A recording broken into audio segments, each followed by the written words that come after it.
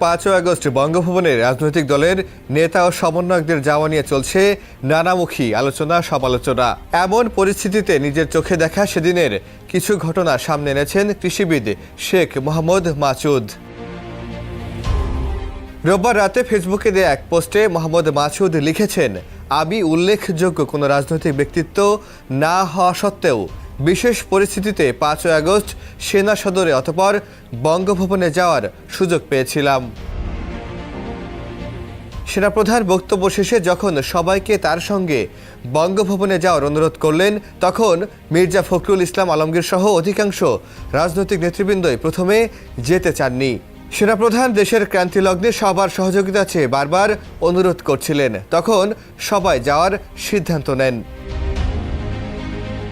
সেনা সদরে গিয়েছিলেন মির্জা ফখরুল, মির্জা আব্বাস, জামায়াতের আমির ডাক্তার শফিকুর রহমান সহ অনেকেই।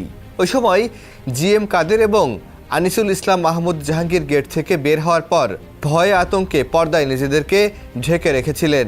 আমরা ভয় পাচ্ছিলাম জনতা যেন জিএম কাদেরকে দেখে ফেলে কিনা। তখন চরমোনাইয়ের মাওলানা ফয়জল করিম আর আমি পাশাপাশি বসেছিলাম। কি ধরনের সরকার হতে পারে এ নিয়ে আলাপ হচ্ছিল।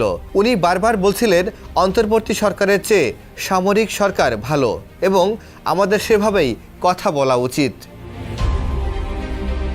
বঙ্গভবনে যাওয়ার পর জুনায়েদ সাকি ডিউটিরত অফিসারদেরকে বলেন, 3 জন সমন্বয়ক গেটে আসবে, তাদেরকে ভেতরে আনার ব্যবস্থা করতে হবে এবং তারা ভেতরে আসার আগ পর্যন্ত বারবার তিনি সংশ্লিষ্ট আর্মি অফিসারকে জিজ্ঞেস করছিলেন কেউ আনতে গেছেন কিনা।